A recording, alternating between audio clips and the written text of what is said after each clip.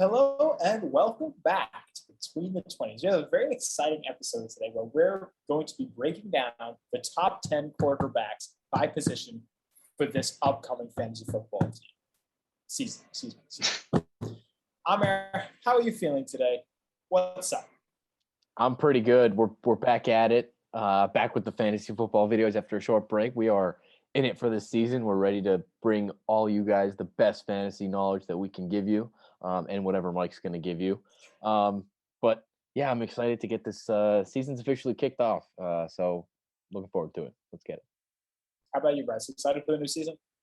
Oh, I can't wait. We're past the 4th of July. We're in the second half of the year. It means it's officially time to start thinking about fantasy football. I texted both of you guys today to reset our league. Looks like everybody's back in, which is always positive. So it's good that we're doing this and we can start to really dive deep into what's going on for the 2021-2022 season. And just a friendly reminder for all the viewers out there, taking into account who they would trust more in these projections, who placed best in our fantasy league last year, Jonathan? By sheer chance, it was you. Oh, However, I was correct. decimated by injury. That is correct. I am going to throw that caveat in. I never have my first and second round picks on the field at the same time. Amer, your excuse? Just a tough year. I don't even remember my team. I have so many leagues. It's just all meshed together. I only focus on the ones on the leagues where I actually win. So, like the six. How much focus last year? 6-man, yeah. Which one? No, I'm only in one, Mike. Come on, you know that. That's right. It's 6 and 8. 6 and 8. And 12. I just need a 10 to round out the whole combo. The gauntlet. Maybe throw in a 4 or something. Amer's 3 years in fantasy football, include double-digit leagues and me. Yeah. All right. Anyway, we're going to get started breaking down our top 10 quarterbacks. Not surprising. Number 1 overall, Patrick Mahomes. He's number 1 for all of us. Nothing really to say there. He's just a phenomenal quarterback. Led the Kansas City Chiefs to the Super Bowl 2 years in a row. Lost last year, won the year before. Just a phenomenal all-around quarterback. Our second overall quarterback is Josh Allen. Bryce and I both agree that he's number 2. Amer, you have him ranked at 4. Can you just explain briefly why he's there? It's not really a knock on Josh Allen. I just think these other 2 guys are better. The 2 guys I have above him, of course, not including Patrick Mahomes. So I got Patrick Mahomes at 1, and then I have Dak Prescott and Kyler Murray in the 2-3 slot right before I put in Josh Allen. I just think that, first of all, if you think about what Dak was doing last year, unbelievable pace. He was on pace for like 6,000 yards in his first 4 games before he got hurt. And I think he's going to be back ready to go, fully healthy for this season. I think Dak is a full send for this year.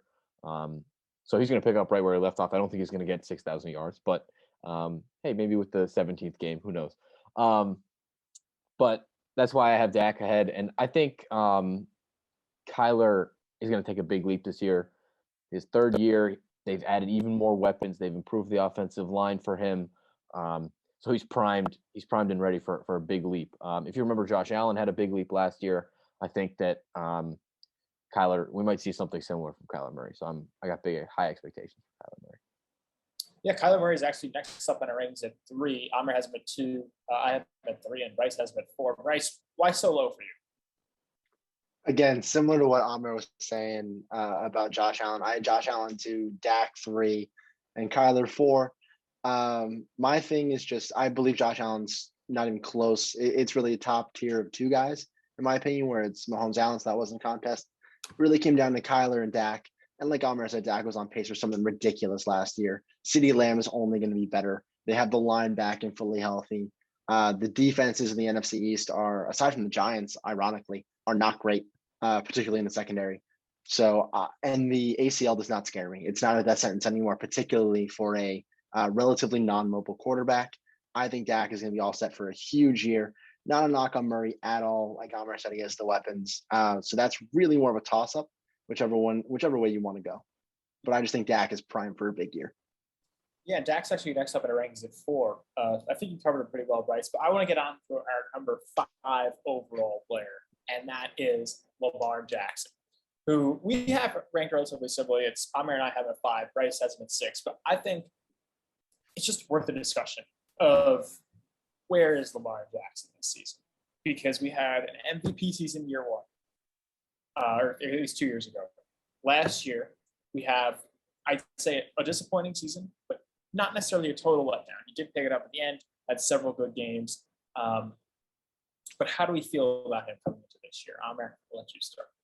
Yeah, I think a lot of people got kind of turned off by Lamar Jackson with his early struggles last year. People thought, oh, NFL defenses have figured him out. And then second half of the season, he just won people championships. He was that good. If you were able to stay afloat early on in the season, you had Lamar Jackson on your team, you really put the pedal down after that week 8, week 9 mark, and he was just unbelievable. So I think he's going to be right there again this year. Like Mike said, I have him at 5. I do think it's a bit of a tier break between those top 4, and then this is he's the start of tier 2.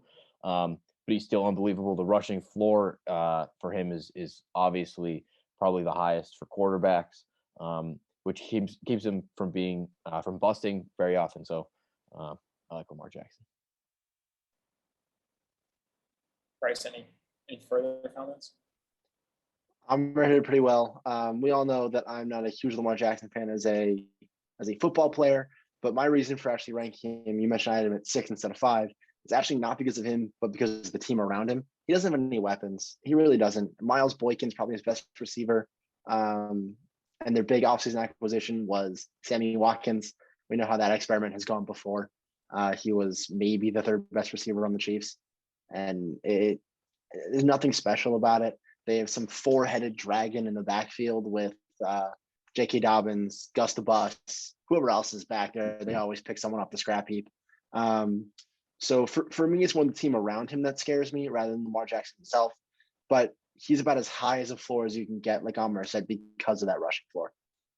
Yeah, I think that's a very fair point. But I just want to say, like, I can see Lamar Jackson very well finishing right up there with Patrick Mahomes as a QB1, 2. I just think, I think in getting him at this 5 position, that's probably his low point. And it just so happens that his average of kind of point distribution is right around there. But I do think that kind of there is a scenario where he just has like a phenomenal season.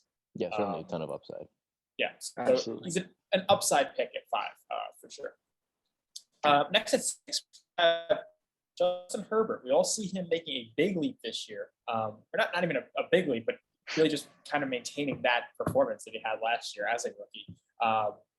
Bryce, you want to say anything about him today? Yeah, I'm a huge Justin Herbert fan. He set the rookie passing touchdown record last year with 31.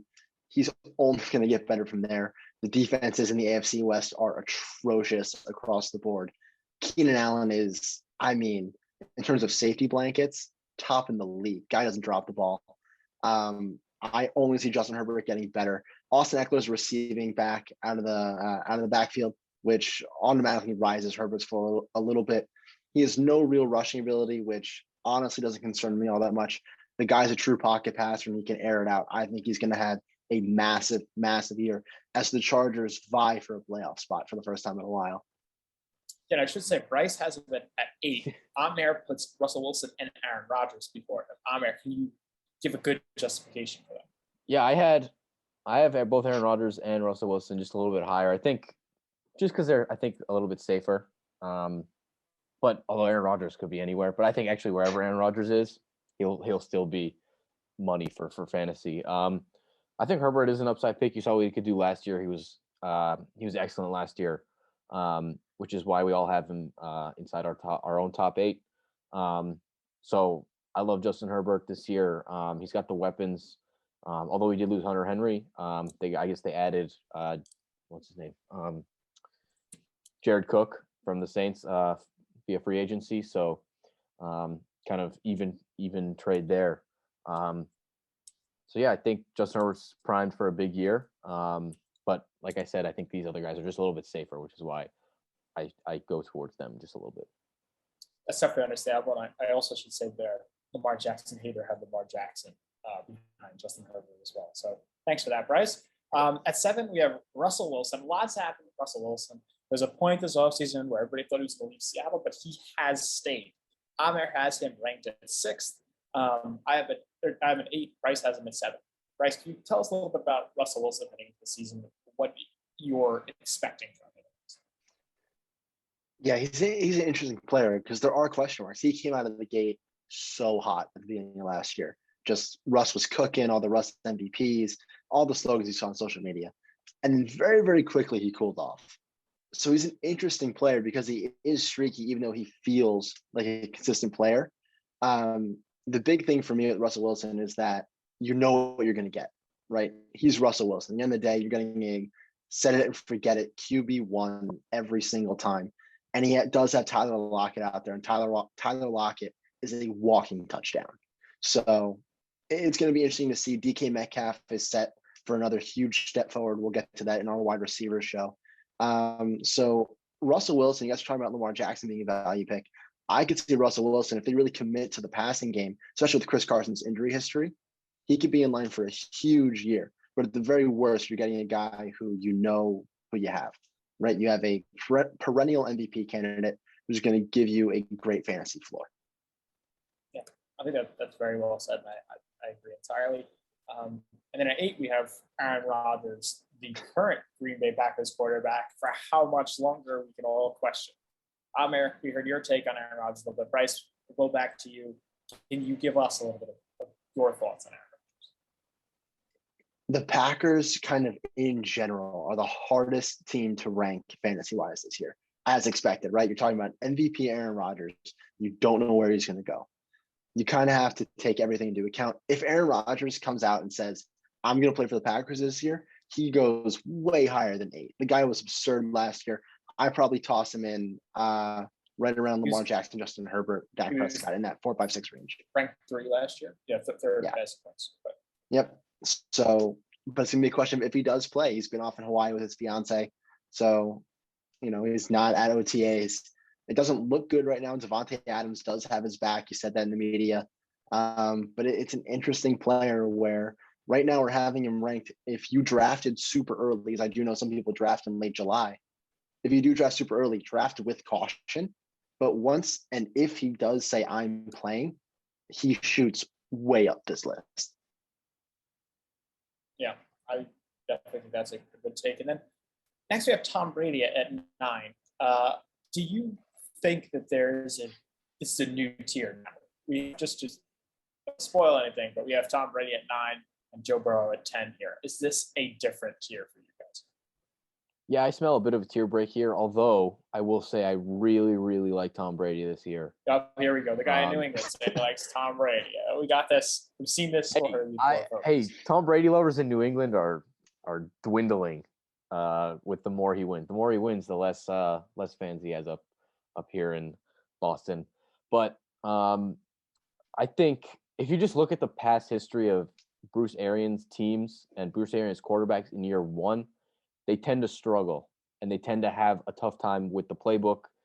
It's a complicated playbook, although I don't know how hard it is to just say throw deep because that's kind of all Bruce Arians does.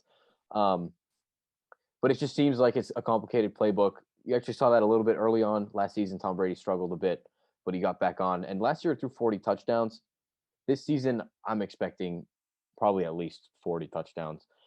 With the extra game, with the increased familiarity, with the offense, they're bringing all 22 starters back, which is just unbelievable job by the front office in Tampa. I think Tom Brady again is primed. I think he could end up as a top 5 quarterback this year. I think he's got that kind of upside. So we'll see. But I do think he's getting older. Of course, he's 1,000 years old, so there's a little bit of risk there in terms of injury. In terms of kind of decline that way, which is why he's down here at 9. Well, down here, he's still a quarterback 1 for all of us, but that's why I have him ranked a little bit lower than some of these other guys. Yeah, I think that's definitely fair. But I mean, logic would suggest he did well in his first season under Bruce Arians, and that's the quarterback's worst year. Maybe you think year 2 is going to be worse than year 1 if he's bucking all the trends. I don't see that happening, Mike. Potentially. And last on our rankings at number 10 is Joe Burrow coming back from obviously a big knee injury. Bryce, anything what you know about Joe Burrow as we wrap up the show?